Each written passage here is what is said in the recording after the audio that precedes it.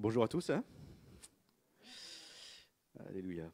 Ce qui est merveilleux, vous savez, j'étais assis là, et vous savez pourquoi je suis dans la joie? Je vais dire pourquoi je suis dans la joie. Il y a plusieurs raisons pourquoi je suis dans la joie. Plusieurs raisons. Il y a une joie que je partage avec vous, d'être dans l'assemblée des fidèles et de louer le beau nom de Jésus. C'est une joie, c'est une allégresse, on est d'accord. Et j'ai une deuxième joie en plus. Une deuxième joie, c'est que nous savons qu'il y a un seul esprit. D'accord? Alléluia. Et qui vient en nous. En plus, on a chanté, l'esprit qui ressuscite à Christ est en nous. Alléluia. Et puisqu'il y a un esprit, j'ai dit, ah là là là, j'ai fait, mais comment se fait-il que j'ai rien dit au pasteur et il parle de mon sujet? Donc j'ai dit, donc c'est un témoignage enfin, de ce que j'ai pensé, mais bon, il y a tellement de choses à apprendre et tellement que c'est toujours une joie. Et tout à l'heure, j'avais eu une pensée tout à l'heure, parce qu'on a chanté 2 chants pendant l'offrande. Euh, euh, c'est quoi les deux derniers chants qu'on a chantés? Non, ça s'appelle les deux, pendant l'offrande. C'était euh, euh, Reçois de moi. Et aussi, on a chanté que j'ai le même esprit, la même nature et le même voilà, j'ai la vie de Dieu en moi, exactement. J'ai sa nature, j'ai sa vie, sa nature et sa capacité. Alléluia. Mais on a chanté ça. Après, on a chanté, puisque le même esprit qui a ressuscité Christ est en moi. Alléluia. On a chanté ça aussi, encore une fois. J'ai dit, mais est-ce qu'on se rend compte? C'est juste une pensée, c'est pas encore le sujet, hein. J'ai dit, mais est-ce qu'on se rend compte de ce qu'on dit, de ce qu'on proclame? Et j'ai dit, parce que. Et donc, ce qui est merveilleux, c'est que nous avons les promesses de l'Éternel et nous avons l'accomplissement des promesses de l'Éternel. D'accord? Donc, les promesses de l'Éternel et l'accomplissement par son Fils Jésus-Christ. Dans Lévitique, tout à l'heure, je regardais Lévitique, donc vous savez que c'est écrit en hébreu, et à l'époque où Jésus parlait, c'était aussi en hébreu. Donc, oubliez un peu, on va mettre de côté le côté langue française, le côté anglais, on va penser hébreu, d'accord? Je ne vais pas faire de vous de grands étudiants d'hébreu, mais vous allez juste comprendre, et c'est encourageant. L'Éternel dit à son peuple, vous serez saints, dans Lévitique, parce que je suis saint. Ok? donc, Dieu dit à son peuple qu'il est saint, donc il parle de sa nature, et il dit, vous allez avoir la même nature que moi. En hébreu, l'Éternel, il dit à ce peuple, il dit, soyez kadosh, car je suis kadosh. C'est pour ça que quand on chante kadosh, kadosh, c'est saint, c'est la nature de Dieu. Le Seigneur Jésus, quand il a parlé, il a dit dans Pierre, 1 Pierre, soyez saints car je suis saint, soyez kadosh car je suis kadosh. Et qu'est-ce que ça veut dire? Que Jésus est Dieu. Jésus est Dieu. Il a accompli la promesse, il a dit, voilà, dans la nouvelle alliance, je suis kadosh, donc soyez kadosh. Donc c'est vrai que quand on a chanté ce chant, j'ai dit, ah c'est incroyable, donc Seigneur, je suis kadosh, car tu es kadosh. Et c'est pas un mot, et c'est un mot merveilleux. C'est pas un mot interdit, c'est pas un mot, c'est la nature de Dieu, et Dieu veut que nous soyons kadosh. Alléluia. On va aller maintenant dans le psaume 27, s'il vous plaît. Le psaume 27. Donc nous allons, durant ce partage, nous allons voyager dans la parole de Dieu, d'accord? On va naviguer entre le Nouveau Testament, l'Ancien Testament, hein, et pour nos frères juifs qui nous regardent, la première alliance, d'accord? Et on va lire donc, on va faire ce petit voyage. Psaume 27. L'Éternel est ma lumière et mon salut. De qui aurais-je crainte? L'Éternel est le soutien de ma vie. De qui aurais-je peur? Quand des méchants s'avancent contre moi pour dévorer ma chair, ce sont mes persécuteurs et mes ennemis qui chancellent et tombent. Si une armée se campait contre moi, mon cœur n'aurait aucune crainte. Si une guerre se levait contre moi, je serais malgré cela plein de confiance. Je demande à l'Éternel une chose que je désire ardemment. Je voudrais habiter toute ma vie dans la maison de l'Éternel pour contempler la magnificence de l'Éternel et pour admirer son temple. Car il me protégera dans son tabernacle au jour du malheur Il me cachera sous l'abri de sa tente. Il m'élèvera sur un rocher. Et déjà, ma tête s'élève sur mes ennemis qui m'entourent. J'offrirai des sacrifices dans sa tente au son de la trompette. Je chanterai, je célébrerai l'Éternel. Éternel, écoute ma voix, je t'invoque. Aie pitié de moi et exauce-moi. Mon cœur dit de ta part, cherchez ma face. Je cherche ta face, ô Éternel. Ne me cache point ta face, ne repousse pas avec colère ton serviteur. Tu es mon secours, ne me laisse pas, ne m'abandonne pas, Dieu de mon salut. Car mon père et ma mère m'abandonnent, mais l'Éternel me recueillera. Éternel, enseigne-moi ta voie. Conduis-moi dans le sentier de la droiture à cause de mes ennemis. Ne me livre pas au bon plaisir de mes adversaires, car ils s'élèvent contre moi de faux témoins et des gens qui ne respirent que la violence. Oh, si je n'étais pas sûr de voir la bonté de l'Éternel sur la terre des vivants. Espère en l'Éternel, fortifie-toi et que ton cœur s'affermisse. Espère en l'Éternel. Amen. C'est incroyable, c'est que c'est tellement suffisant. Ça suffit tellement. Ça suffit tellement. Donc, aujourd'hui, je voudrais vous parler, parce que j'ai eu la semaine dernière, dans l'étude, j'ai eu une pensée, c'était. Le titre, c'est un peu pourquoi des chaînes. Pourquoi des chaînes. Et le pasteur tout à l'heure a parlé des chaînes. Nous savons que le plan rédempteur de l'Éternel, le plan rédempteur de Dieu, c'est de sauver le monde. Genre, le plan rédempteur de Dieu a commencé du moment de la chute d'Adam dans le jardin d'Éden. À ce moment-là, le plan rédempteur de Dieu a commencé. Donc, et nous le connaissons, c'est que chaque homme soit sauvé dans le nom de Jésus. Vous connaissez tous Jean 3,16. Est-ce qu'on peut le réciter? Le monde, qu'il a donné son Fils unique, afin que quiconque, mais qu'il ait la vie éternelle. Alléluia. Donc, sauver les hommes, le libérer de quoi? Des chaînes de la mort et du péché. Alléluia. C'est le plan rédempteur de Dieu. C'est pas que l'homme soit plus riche, c'est pas que l'homme soit en meilleure santé, c'est que l'homme soit délivré de la mort éternelle, qu'il soit délivré de la seconde mort. C'est ça l'objectif de l'Éternel. Alléluia. On va lire le psaume 2. Le psaume 2.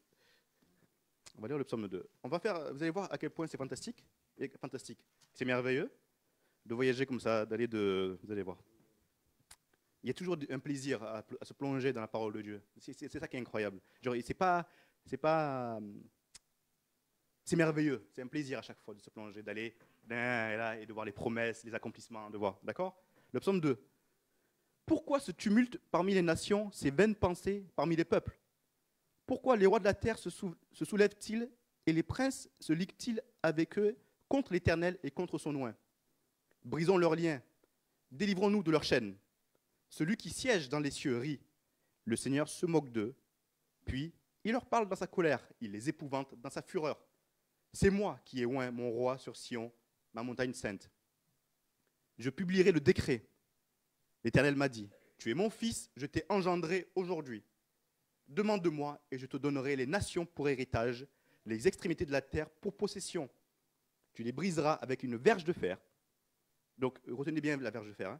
Tu les briseras comme le vase d'un potier. Et maintenant, roi, conduisez-vous avec sagesse. Juge de la terre, recevez instruction. Servez l'Éternel avec crainte et réjouissez-vous avec tremblement. Baisez le Fils de peur qu'il ne s'irrite et que vous ne périssiez dans votre voie, car sa colère est prompte à s'enflammer. Heureux tous ceux qui se confient en lui. Alléluia. Quand on lit ce psaume, on voit clairement que le monde considère l'Éternel comme un esclavagiste. Pourquoi ces chaînes? Délions-nous de ces chaînes. Mais j'ai envie de vous dire que c'est tout à fait normal. Parce que quelqu'un qui n'aime pas Dieu et quelqu'un qui rejette Dieu considère que la doctrine et la loi parfaite de Dieu est une chaîne. Et c'est normal. Mais là où ma pensée, quand j'ai lu ça, là ce que j'ai pensé, c'était, mais pourquoi les chrétiens aussi pensent que Dieu aussi nous enchaîne? Pourquoi on a la sensation que aussi dans notre vie, notre parcours de vie avec Dieu, nous avons l'impression aussi d'être enchaînés, d'être captifs. Tout à l'heure, le pasteur a dit, des fois on vient, on est captif. On vient, on est encore enchaîné à notre passé. On vient, on a encore des malédictions. Mais ce qui est bizarre, c'est qu'on dit que nous sommes enfants de Dieu. Et c'est même pas bizarre. Et c'est beau, c'est magnifique. On est enfants de Dieu. Donc il faut prendre déjà la mesure de ce qu'est un enfant de Dieu. Mais pourquoi on sent ces chaînes? Pourquoi les chrétiens ont le même ressenti que ceux qui n'aiment pas Dieu, que ceux qui rejettent Dieu, que ceux qui rejettent le nom de Jésus? Pourquoi ont-ils l'impression que Dieu enchaîne leur vie? Car, et moi je vous dis, c'est ce qui est sûr, j'arrête le suspense, Dieu, ce n'est pas lui qui met les chaînes. C'est tout à fait évident. Vous allez voir pourquoi. Parce que je vais vous montrer pourquoi Dieu, ce n'est pas lui qui met les chaînes. En fait, ce sont nos désirs. Nos désirs nous enchaînent. Le fait que nous ayons en nous une confrontation entre deux volontés, entre la volonté de l'Esprit Saint et notre propre volonté. Nos passions nous enchaînent. Nos passions nous enchaînent. Notre culture nous enchaîne. Et surtout, pourquoi je vous dis nous enchaîne? Parce que ce qui est incroyable, c'est que, et souvent on l'a dit, c'est puisque tout le monde le fait, pourquoi moi je ne le ferais pas? Si tout le monde le fait, c'est que c'est la vérité. Si tout le monde le fait, c'est la vérité. Et si Dieu ne le dit pas, c'est-à-dire que Dieu, il n'a pas compris. Dieu, il ne sait pas ce qui est bon pour moi. Le fait que la majorité le fasse, ça veut dire que c'est ça qui est bon et je vais m'adapter à ça. C'est-à-dire que quand je vais lire dans la parole que Dieu est contre ce qui se passe, il y a une confrontation entre deux volontés. Il y a une confrontation entre deux volontés. Donc qu'est-ce qui se passe? Ah, Dieu, il ne veut pas, il m'enchaîne. Il m'enchaîne dans ce que je veux faire, dans ce que je désire et dans ce que j'aime. Il m'enchaîne. Et il ne comprend pas ce que je vis. Il ne sait pas par la difficulté par laquelle je vis. Les autres, ils savent. Puisque tout le monde le fait, eux, ils le savent. Donc ils savent, ils connaissent le début et ils connaissent aussi l'aboutissement de cette passion, qui est mon épanouissement. Donc, je veux le faire. Donc, ce qui naît, alors quand on est dans l'intimité, quand on est seul, alors qu'est-ce qui se passe quand on est seul? Quand on est seul avec ces deux volontés en nous, quand on est seul dans nos chambres ou dans notre maison, on se dit, on a ce sentiment qui est horrible, ce sentiment d'être vaincu. On a ce sentiment d'être vaincu et d'avoir perdu des batailles. Sentiment horrible. Et nous allons aller tout de suite, je n'invente rien, nous allons tout de suite dans 2 Pierre, c'est magnifique. 2 Pierre, chapitre 2, verset 19. Donc je vous ai prévenu qu'on allait voyager. Hein. Je ne vous ai pas pris au dépourvu. Hein. 2 Pierre, chapitre 2, verset 19. 2 Pierre, chapitre 2, verset 19. Ah là là, c'est moi qui suis en retard en plus là. 2 Pierre, chapitre 2, verset 19. Il est dit, et c'est merveilleux, attendez, je dis 2 Pierre, ouais, ça c'est 2 Pierre, chapitre 2, verset 19. 2 Pierre, voilà. Et donc, ils leur promettent la liberté. Donc, délions-nous de nos chaînes. Soyons libres. Sois libre, Christophe. Sois libre, Jean-Claude. Parce qu'on le fait tous, on est libre. On est libre. On brandit même le drapeau de la liberté. Qui est Dieu? Où est Dieu, là? Qu'est-ce qu'il fait? Mais voilà ce qui se passe spirituellement. Voilà ce qui se passe spirituellement. Il dit... où je me suis allé? Pardon. Voilà. Il dit... Ils leur promettent la liberté quand ils sont eux-mêmes esclaves de la corruption, car, c'est ça qui est important, car chacun est esclave de ce qui a triomphé de lui. Chacun est esclave de ce qui a triomphé de lui. Du moment que le péché triomphe, nous devenons esclaves de lui. Du moment que nos passions, je n'aime pas utiliser le mot péché même, utiliser même que nos passions, notre manière de voir les choses, notre philosophie, notre conception de la vie nous vint, ça y est, on devient esclave. Et c'est difficile de dire, non, je vais abandonner cette pensée qui t'a vaincu, qui nous a vaincus, pour dire, je vais m'aligner sur la pensée divine de Dieu. Et pourquoi c'est difficile? Parce qu'on dit, Dieu, lui, il ne veut pas mon bonheur parce que lui, il a mis des chaînes. Voilà, il est arrivé, il m'a mis des entraves. Et il m'empêche de faire ce que je veux. Donc, nous avons encore ce sentiment encore de défaite. Mais, dans 1 Jean, donc je l'ai prévenu quand on voyageait, dans 1 Jean, chapitre 5, verset 4, ce qui est merveilleux, 1 Jean, chapitre 5, verset 4, il dit « Car tout ce qui est né de Dieu triomphe du monde, et la victoire qui triomphe du monde, c'est notre foi. » Notre foi. Et j'aime beaucoup ce « mais ». Je relis encore une fois. Car tout ce qui est né de Dieu triomphe du monde. Et la victoire qui triomphe du monde, c'est notre foi. Notre foi en quoi? Notre foi en qui? Notre foi en quoi? En une doctrine? En un concept? En une philosophie? Notre foi en notre Seigneur Jésus-Christ. Notre foi en Jésus. Notre foi dans les promesses accomplies de l'Éternel Dieu. Notre foi dans la promesse et les promesses accomplies dans l'Éternel Dieu.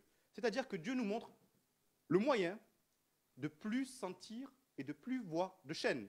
Parce que lui, son désir, c'est qu'il ne veut pas que tu vois des chaînes en lui. Donc c'est par la foi que tu verras que que tu vis la liberté dans l'Éternel. Si la foi n'est pas activée, c'est très difficile de voir et de s'aligner sur la pensée de Dieu. Parce que la foi ne te permet pas de t'ouvrir à l'amour de la vérité.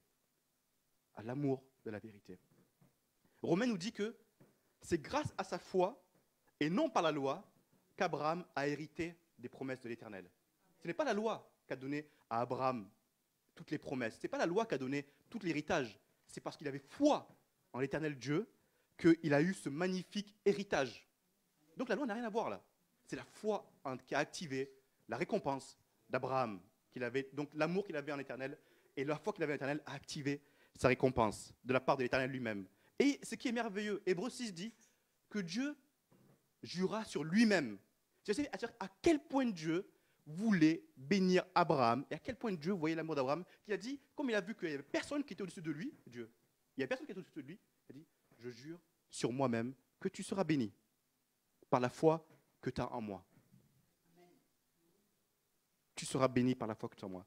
Mais alors, est-ce que, je pose la question, est-ce que quelque chose a changé? Oui, quelque chose a changé. Est-ce que Dieu a changé? Non. Hébreux chapitre 6, versets 17 à 20. Ce qui est magnifique avec les téléphones, avec la Bible dans les téléphones, c'est qu'il faut juste cliquer, tac, tac, tac, et on arrive tout de suite aux références. Mais là, on va dans Hébreux chapitre 6, versets 17 à 20. Hébreux, vous allez voir, c'est magnifique. Hébreux qui est un livre magnifique aussi. Hébreux chapitre 6, versets 17 à 20.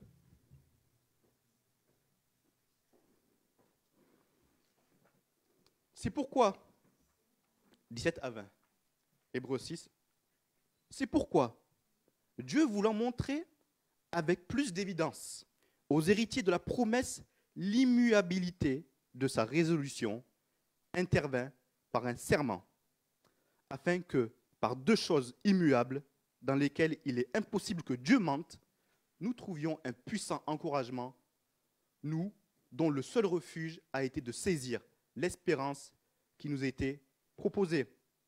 Cette espérance, nous la possédons comme une encre de l'âme, sûre et solide. Elle pénètre au-delà du voile, là où Jésus est entré pour nous comme précurseur, ayant été fait souverain, sacrificateur pour toujours, selon l'ordre de Melchisédek. Dans ce passage, il y a un mot très important, l'immuabilité. Dans une autre version, on dit immutabilité aussi. Donc, vous avez eu sûrement dans une version le mot immutabilité. Et ce qui m'a encouragé dans ce passage, il dit, l'immutabilité c'est quoi? C'est le caractère et état de ce qui ne peut changer dans sa nature, premièrement.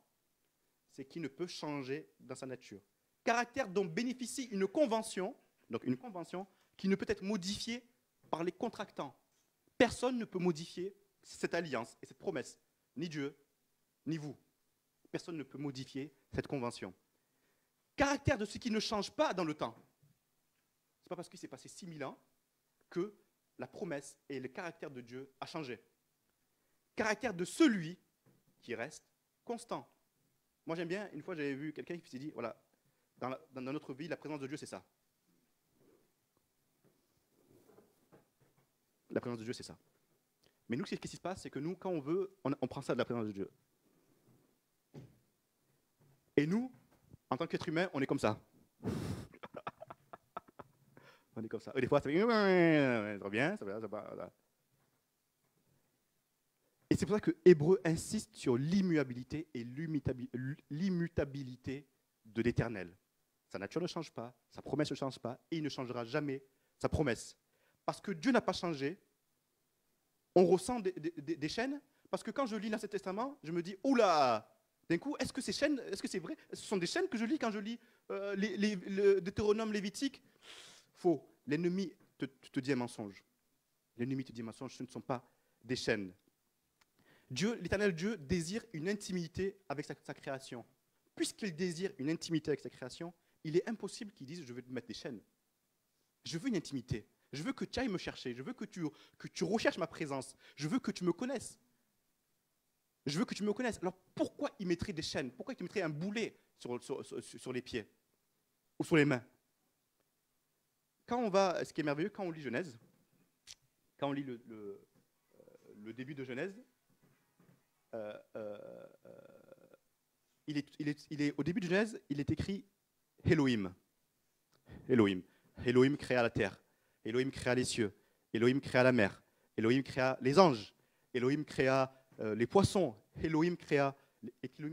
Et Elohim, c'est le pluriel de Dieu. C'est-à-dire que le Père, le Fils et le Saint-Esprit. C'est pour ça qu'il dit, faisons l'homme à notre image. Faisons l'homme à notre image. Donc, c'est le mot Elohim qui est utilisé. Elohim, Elohim créa. Elohim créa, Elohim créa. Vous avez vu, j'ai fait exprès de ne pas dire Elohim créa l'homme. Vous savez pourquoi? Donc Elohim créa toutes les merveilles. Mais quand Dieu créa l'homme, il est dit, l'Éternel Dieu en français, il est dit, Jéhovah créa l'homme. Jéhovah créa l'homme. À ce moment-là, Dieu a décidé de créer une intimité avec l'homme. Et en lui donnant son nom. Jéhovah créa l'homme. Elohim créa les anges. Jéhovah créa l'homme. Elohim créa la terre. Jéhovah créa l'homme. Elohim créa les oiseaux, tout ce qui se passe.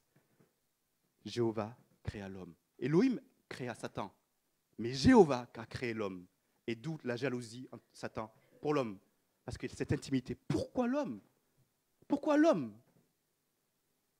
Pourquoi l'homme? Elohim nous a créés et c'est Jéhovah qui crée l'homme. Pourquoi cette intimité? Qu'est-ce que Dieu recherche dans l'homme? Qu'est-ce qu'il veut faire avec l'homme? Qu'est-ce qui se passe avec l'homme? Non, ce que je vois, attends, de loin de ce que je vois, mais il n'a pas mis des chaînes à l'homme. Il n'a pas enchaîné, il n'a pas mis, comme on met un chien à un poteau, là, il n'a pas. Non, il a laissé en plus en liberté. Il a béni et il a donné. Jéhovah créa l'homme. Yahvé créa l'homme. Dès le début de Genèse, donc, Yahvé créa l'homme. On peut le voir même dans Genèse chapitre 2, verset 7, puisque nous avons beaucoup de temps. Genèse chapitre 2, verset 7. Donc, vous allez voir, Genèse chapitre 2, verset 7. Genèse chapitre... Pardon, juste... donc, il dit, l'Éternel Dieu forma l'homme de la poussière de la terre, il souffla dans ses narines un souffle de vie, et l'homme devint une âme vivante. Jéhovah créa l'homme de la poussière, souffla son esprit, le souffle, c'est l'esprit de Dieu, dans l'homme, et l'homme devint une âme vivante. Alors vous voyez à quel point Dieu, dès le début, a voulu créer une intimité avec l'homme. Est-ce que quelqu'un peut me dire où sont les chaînes? Où sont les chaînes? Où sont les chaînes? Où sont les chaînes que Dieu veut, que l'ennemi veut nous montrer? Où sont les chaînes que nous, on se dit? Où est la difficulté? Y a-t-il des chaînes dans une relation d'amour? Est-ce qu'il y a des chaînes dans une relation d'amour? Non.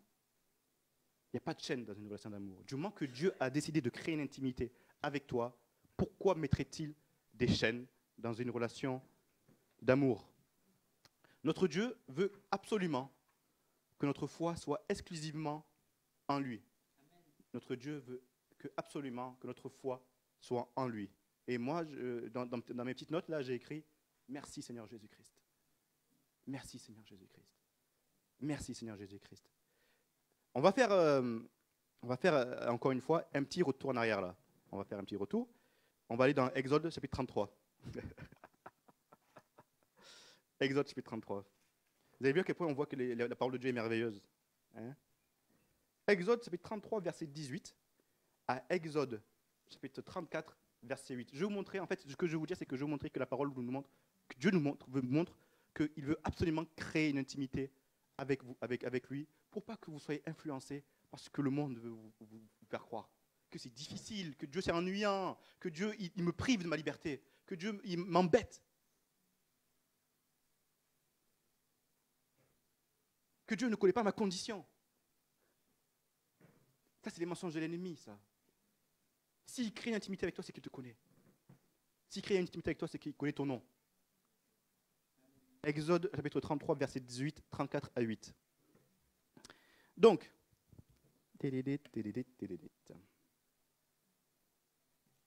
l'Éternel répondit. Non, Moïse dit, fais-moi voir ta gloire. L'Éternel répondit, je ferai passer devant toi toute ma bonté et je proclamerai devant toi le nom de l'Éternel. Je fais grâce à qui je fais grâce et miséricorde à qui je fais miséricorde. L'Éternel dit, tu ne pourras pas voir ma face, car l'homme ne peut me voir et vivre. L'Éternel dit, voici un lieu près de moi, tu te tiendras sur le rocher. Quand ma gloire passera, je te mettrai dans un creux du rocher et je te couvrirai de ma main jusqu'à ce que j'ai passé. Et lorsque je retournerai ma main, tu me verras par derrière, mais ma face ne pourra être vue. Et l'Éternel dit à Moïse, taille 2 tables de pierre comme les premières, et j'écrirai les paroles qui étaient sur les premières tables que tu as brisées. Sois prêt de bonne heure, et tu monteras dès le matin sur le mont Sinaï. Tu te tiendras là, devant moi, sur le sommet de la montagne. Que personne ne monte avec toi, et que personne ne paraisse sur toute la montagne. Et même que ni brebis, ni bœufs ne paissent près de cette montagne. Moïse tailla 2 tables de pierre comme les premières. Il se leva de bon matin et monta sur le mont Sinaï, selon l'ordre que l'Éternel lui avait donné, et il prit dans sa main les 2 tables de pierre. L'Éternel descendit dans une nuée, se tint là auprès de lui, et proclama le nom de l'Éternel. D'accord? Il proclama le nom de l'Éternel. Et l'Éternel passa devant lui et s'écria, l'Éternel, l'Éternel, Dieu miséricordieux et compatissant, lent à la colère, riche en bonté et en fidélité, qui conserve son amour jusqu'à 1000 générations, qui pardonne l'iniquité, la rébellion et le péché, mais qui ne tient point le coupable pour innocent, et qui punit l'iniquité des pères sur les enfants, et sur les enfants des enfants, jusqu'à la 3e et la 4e génération. Aussitôt, Moïse s'inclina à terre et adora. Il dit, donc on voit, l'Éternel dit, je vais passer et je vais proclamer mon nom. Et quand il dit, moi je vois, je dis proclamer le nom, ok, on proclame le nom, et que je vois, Éternel, Éternel, Dieu miséricordieux, compatissant, lent à la colère, riche en bonté et en fidélité, qui conserve son amour jusqu'à 1000 générations et qui pardonne l'iniquité, la rébellion, le péché, et qui ne tient point le coupable pour innocent, qui punit l'iniquité des pères sur les enfants, sur les enfants des enfants jusqu'à la 3e génération et la 4e génération. Oh, voici le nom de l'Éternel. Voici le nom de l'Éternel. Mais qu'est-ce qu'il veut nous montrer, l'Éternel?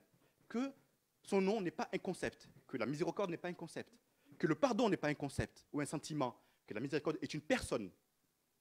La miséricorde est une personne. La lenteur à la colère est une personne. Et c'est dans le nom de l'Éternel. Que sa bénédiction est une personne.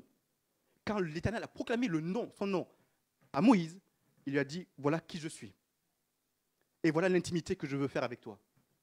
Et voilà l'intimité qu'il veut faire avec toi. Qui, dans sa vie, il proclame ton nom.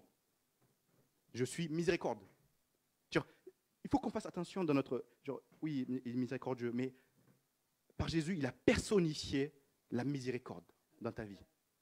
Il a personnifié la miséricorde dans ta vie. Tellement l'intimité pour lui était tellement important qu'il a personnifié la miséricorde, il a personnifié la bénédiction, il a personnifié le salut dans son Fils. Donc il a dit, je proclame mon nom, et voici mon nom. Voici mon nom. Quand Moïse a vu dans le buisson ardent, il a dit, tu veux savoir mon nom?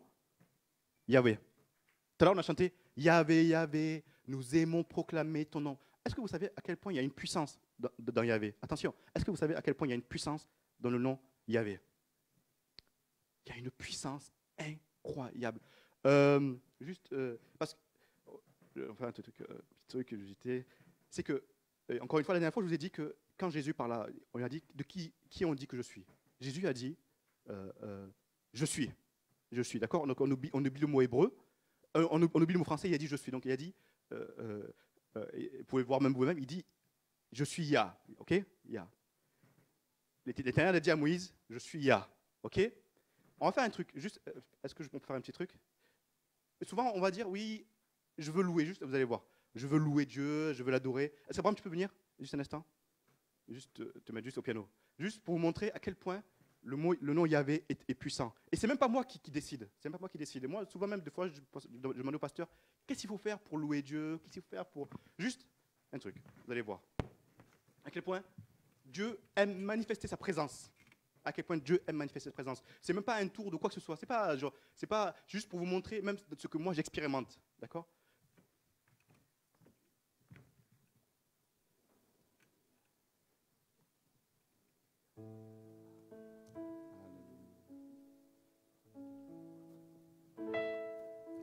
Alors, j'aimerais vous inviter à vous lever, prendre ce temps. Et vous allez voir, Dieu manifeste. Non.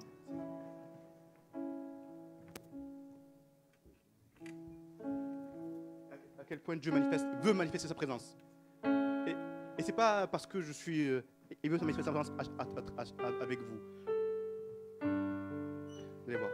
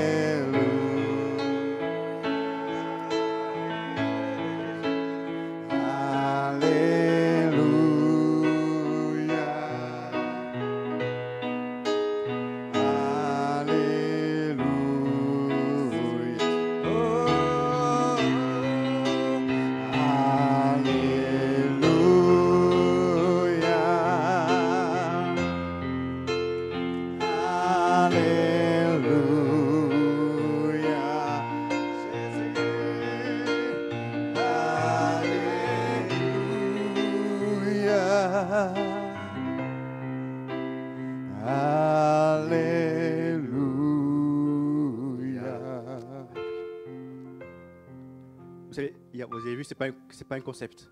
Vous avez vu que c'est pas un concept. Vous avez vu à quel point Dieu manifeste sa présence. Et c'est pour ça que je vous dis que dans le nom Yahvé et Yah, il y a de la puissance. Il y a de la puissance dans le nom Yah.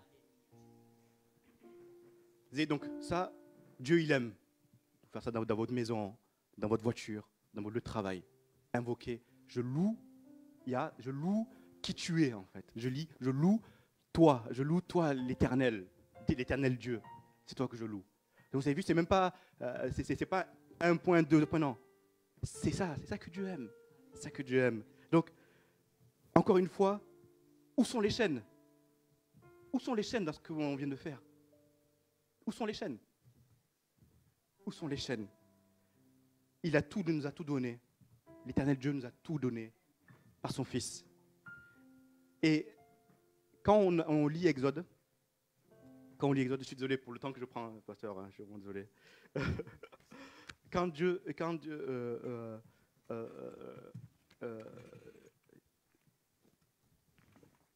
Il nous a tout donné. Vous allez voir pourquoi. Vous allez comprendre.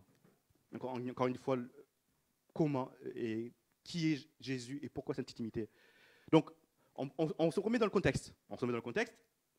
Dieu, par des miracles et des prodiges, fait sortir son peuple d'Égypte. Ok? On est d'accord, hein? Il fait sortir son peuple d'Égypte. Donc, il faut que vous visualisez la scène. Hein? Et le peuple, il marche, il marche, il marche. Donc, ils arrivent. Oh! La mer. Et la mer. Et donc, le peuple, il voit la mer. Et d'un coup, tu entends. C'est quoi?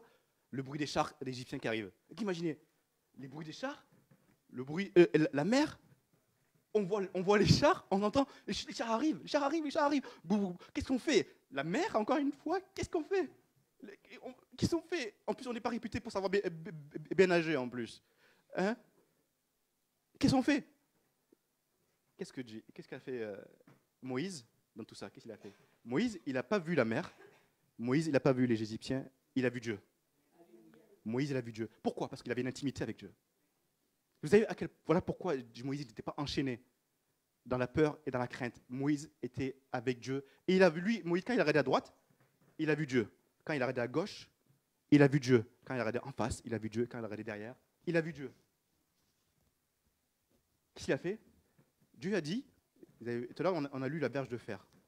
Je vous ai dit de retenir. Dieu a dit à Moïse, prends ce bâton et la mer s'ouvra et ensevelit. Et il y a eu une colonne de feu et Dieu, vous connaissez l'histoire. Mais qu'est-ce qui se passe? Dans cette histoire qui est incroyable? Qu'est-ce qui se passe dans cette histoire incroyable? Le bâton qu'a utilisé Moïse est l'autorité du Seigneur Jésus-Christ. Il a saisi, Dieu lui a donné, il a dit, tiens, prends l'autorité du Seigneur Jésus-Christ, parce que comme tu me vois à droite, tu me vois à gauche, et il y a une intimité avec moi, prends l'autorité du Seigneur Jésus-Christ, et les miracles vont se produire. Et cette même intimité, elle est avec vous, elle est avec nous, cette même intimité. Quand Jésus guérit le malade, Jésus n'a jamais dit, au nom de Jésus, soyez guéris. Il n'a jamais dit ça, Jésus, on est d'accord? Il n'a jamais dit, au nom de Jésus, vous serez guéris. Il n'a jamais dit, au nom de Jésus, lève-toi et marche. Il a dit, tais-toi, va-t'en. Lève-toi et marche. Pourquoi? Jésus n'avait pas la justice. Jésus n'avait pas l'autorité. Jésus était l'autorité. Jésus était l'autorité. Il était la justice incarnée.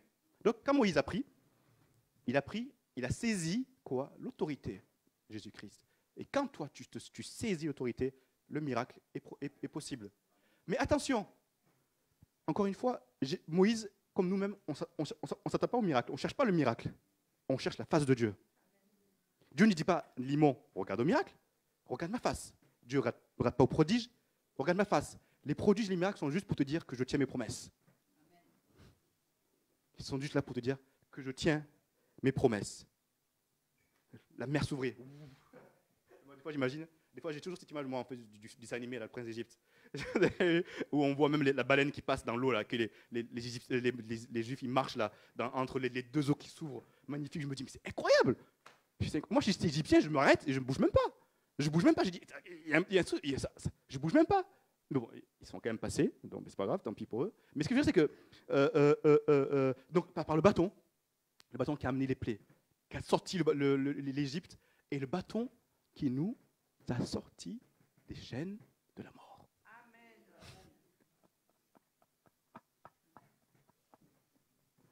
L'autorité, la justice incarnée dans le Fils. Le salut incarné dans le Fils. La vie incarnée dans le Fils. Les promesses, l'accomplissement dans le Fils. Les prodiges au temps de Moïse, d'Abraham, les prodiges au temps de Bernard Kies, de Sita, au temps de Christophe, au temps d'Antonio, sont là. Parce que vous vous saisissez de l'autorité de Christ. Amen. Et ce qui est formidable, donc, encore une fois, où sont les chaînes? Encore une fois, où sont les chaînes? Vous avez vu à quel point c'est merveilleux quand on plonge dans la parole de Dieu. Encore une fois, je vous pose la question, où sont les chaînes?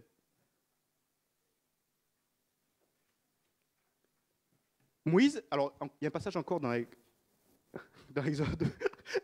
Ils m'ont mis pas 5 minutes. Dans le panneau Exode, dans l'Exode, on voit que Moïse alla. On dit que Moïse alla dans la tente d'assignation. Donc Moïse avait installé une tente d'assignation à l'extérieur du camp. Donc il alla à la tente d'assignation. Et il dit que le peuple se tenait eux-mêmes devant leur propre tente et regardait Moïse passer. Et je me suis dit, mais est-ce que Moïse allait à la tente d'assignation? Pourquoi? J'ai autre chose à faire. J'ai autre chose à faire. Est-ce qu'il est là comme ça? Est-ce que tu peux aller à ma place? Est-ce qu'il a dit à un autre, est-ce que tu peux aller à ma place? Est-ce qu'il a dit à un autre, s'il te plaît. En plus, c'est pas grave. C'est pas grave. Moïse n'a jamais fait ça. Parce que Moïse était tellement heureux d'être en intimité avec Dieu. Tellement heureux d'être en intimité avec Dieu. Quand il est là, vous savez c'est quoi la promesse? Il est là, la tente d'assignation. Il dit, et la nuée descendit, et Dieu parla à Moïse comme un homme parle à son ami. Comme un homme parle à son ami. Jacques dit, approchez-vous de Dieu, et il s'approchera de vous. Approchez-vous de Dieu. Et je vous dis, mon frère, ma soeur, tu es un ami de Dieu. Tu es un ami du Seigneur. Tu es un ami. Alléluia. Jean 15, 15. Jean 15, 15. On va aller Jean 15, 15. On va aller dans Jean 15, 15. Pardon, Jean 15, 15. Jean 15, 15. Jean 15, 15. Jean 15, 15. Donc, vous avez vu à quel point Dieu recherche l'intimité et c'est impossible pour lui de vouloir vous mettre des chaînes. Et c'est pas dans son plan. C'est pas dans son plan. Pardon. Je ne vous appelle plus serviteur parce que le serviteur ne sait pas ce que fait son maître. Mais je vous ai appelé ami parce que je vous ai fait connaître tout ce que j'ai appris de mon Père. Quand je vais dans la tente d'assignation, la tente d'assignation, c'est-à-dire que Dieu a fixé un endroit, donc Dieu a décidé de fixer un endroit pour que je puisse lui parler. Le pasteur a dit une vérité tout à l'heure, l'Esprit de Dieu qui vit en moi. L'Esprit de Dieu qui est Dieu. Il dit que l'Esprit de Dieu est le seul qui connaît parfaitement Dieu. L'Esprit de Dieu qui est en vous, la tente, vous-même, la tente d'assignation. Alléluia. Seigneur, je viens te parler, un ami. Et je sais que tu es là. Les Juifs ont un mot pour ça, pour l'Éternel qui est ici, c'est Jéhovah Shammah. Jéhovah Shammah, c'est la nature. En fait, ça fait partie de la nature de Dieu. Jéhovah Shammah, c'est l'Éternel qui est ici. L'Éternel, tu es là, tu es en moi. Jéhovah Shammah, tu es en moi. Et ta promesse, c'est que quand je m'approche de toi, tu t'approches de moi. Moïse allait dans la tente d'assignation, dans la joie, dans l'allégresse. Il sautait, il bondissait de joie. Même quand tu viens dans l'assemblée des fidèles, tu sautes, tu bondis de joie, tu n'es plus dans... Comment être dans la tristesse? C'est pas possible. Comment être dans la tristesse? Comment se sentir enchaîné? Parce que vous pensez que ça fait bien d'arriver dans l'église? Non, ça ne fait pas du tout spirituel. Ça ne fait pas du tout spirituel d'arriver. Lui, il fait cette tête. Oh, lui, il doit être rempli d'esprit, lui. Ah, lui, il doit être spirituel à fond, lui. Vous avez vu la tête qu'il fait? Il doit être... Ah, lui, c'est bien. Lui, ça va, Limon? Non, ça ne va pas. Oh, encore mieux, lui, encore spirituel. C'est incroyable. Mais non, je vous rassure. Même, je vous désassure, c'est faux. Moi, je suis l'esprit qui est dans moi, qui a animé David, qui dansait, et il est en moi. Et il est en moi. Pourquoi je ne bondis pas? C'est pour ne pas casser l'estrade. Voilà pourquoi je ne bondis pas. Voilà pourquoi je ne bondis pas, pour ne pas casser l'estrade. Mais l'esprit de David qui était il est en moi. Alléluia. Donc, où sont les chaînes? Où sont les chaînes? Qu'est-ce qui se passe? C'est que nous-mêmes, nous nous entravons. Nous-mêmes, nous entravons parce que nous ne voyons pas comment Dieu nous voit. Nous nous entravons parce que nous ne voyons pas comment Dieu nous voit. Limon, tu t'entraves parce que tu ne vois pas comment Dieu te voit. Il y a une dualité entre notre ancienne vie et notre vie nouvelle. Entre comment on se voyait et comment Dieu nous voit maintenant. Comment Dieu se voyait, il y a une sorte de balance entre comment Dieu nous voyait et comment Dieu nous voit maintenant, et comment on se voyait et comment Dieu nous voit maintenant. Et ce qui est merveilleux dans la parole de Dieu, je suis désolé, on va vite aller dans Nombre. Nombre 13, 32. Nombre 13, 32. Nombre 13, 32, pardon.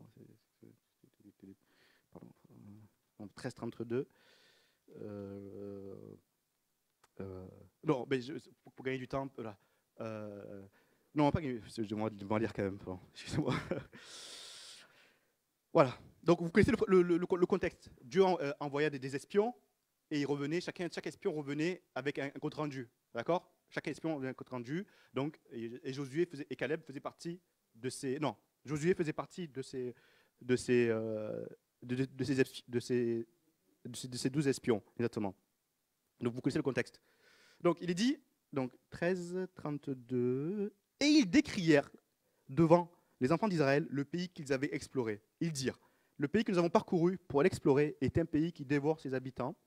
Tout ce que nous y avons vu sont des hommes d'une haute taille. Et nous y avons vu les géants, enfants d'Anak, de la race des géants. Nous étions à nos yeux, et à leurs yeux, comme des sauterelles. Nous étions à nos yeux, comme à leurs yeux, des sauterelles. Parce que nous nous voyons comme des sauterelles, que nous empêchons, et nous mettons des chaînes pour saisir l'héritage que Dieu veut nous donner. Une sauterelle, elle n'a aucune possession, une sauterelle. Une sauterelle, elle vient, elle s'introduit, elle est même des fois même nuisible à des champs. Donc il se voyait comme un nuisible. Il se disait, nous, tu vois, les fils d'Anak, voici les fils d'Anak, et nous, on est là. Les fils d'Anak et les fils d'Anak. Mais la seule personne que Dieu autorise que tu lèves les yeux, c'est lui-même. Donc lui, il te voit, le Seigneur ne te voit pas comme une sauterelle. Il te voit, et je me vois, et je vais terminer, je me vois, je suis sauvé, je suis saint, je suis aimé, je suis fort, je suis justifié, je suis intelligent, je suis libre, j'ai l'amour de la vérité en moi. Où sont donc les chaînes? Où sont donc les chaînes? Alléluia, que l'Éternel vous bénisse. Que l'Éternel vous bénisse.